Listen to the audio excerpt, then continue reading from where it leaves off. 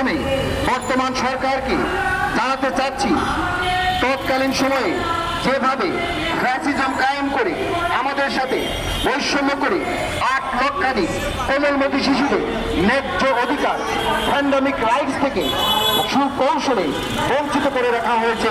আমরা 1.5 যুগের বেশি সময় ধরে বৈষম্যের শিকার হয়েছি। আমরা বৈষম্য নিরসনের জন্য ইন্টারিম গভর্নমেন্টের সময়েও বিভিন্নভাবে আন্দোলন সংগ্রাম করেও কোনো ধরনের কোনো সুফল অর্জন করতে পারিনি।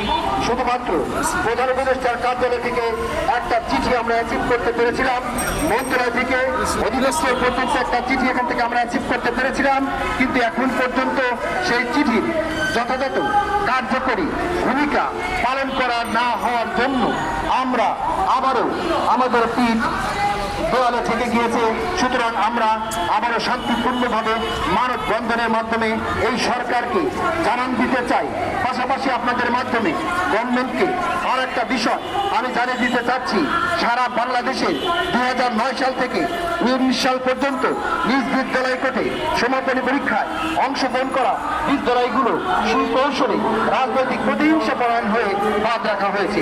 পাশাপাশি আমি আপনাদের মাধ্যমে আর একটা মেসেজ দিতে চাচ্ছি, তৎকালীন সময়ে যখন জাতীয়করণ করার জন্য টাস্কফোর্স কমিটি গঠিত হয়েছিল, সেই টাস্কফোর্স কমিটির ঘোষণা অনুযায়ী সেইখানে দুইবার তাদের বোর্ড মিটিংয়ে আমাদের বিদ্যালয়গুলো সুপারিশ হওয়ার পরেও শুধুমাত্র রাজনৈতিক প্রতিহিংসা পরায়ণ হয়ে ওই বিদ্যালয়গুলোকে অদ্যাবধি পর্যন্ত জাতীয়করণের সেই সূর্যের মুখ দেখতে পায়নি। পাশাপাশি বঞ্চিত হয়েছে 20,000 অভুক্ত শিক্ষক পরিবার দীর্ঘ 1.5 যুগের বেশি সময় পর্যন্ত উইদাউট স্যালারিতে, নট এ সিঙ্গেল পেনি।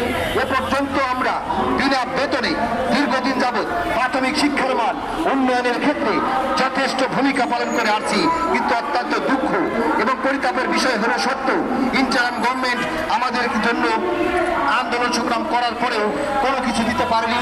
আমরা জানি ইন্টারিম গভর্নমেন্টের সময় সচিবালয় সচিব মহোদয় বলেছিলেন যে এই সরকার ইন্টারিম গভর্নমেন্ট আপনাদের জন্য কোনো কিছু বাস্তবায়ন করতে পারবে না। আপনারা যেহেতু দীর্ঘ 1.5 যুগের বেশি সময় অপেক্ষা করেছেন, সুতরাং নির্বাচন পর্যন্ত অপেক্ষা করেন। ইলেকটেড গভর্নমেন্ট আসলে অবশ্যই আপনাদের ন্যায্য দাবি নিয়ে আমরা আপনাদের পক্ষে কথা বলবো। আমরা সচিব মহোদয়কে আবারও স্মরণ করে দিতে চাই, তখনকার সময়ে আপনাদের সেই বক্তব্য, সেই রেকর্ড, সেই ডকুমেন্টস, নথি, ডাটা, সমস্ত তথ্য উপাত্ত আমাদের কাছে সংগ্রহীত আছে।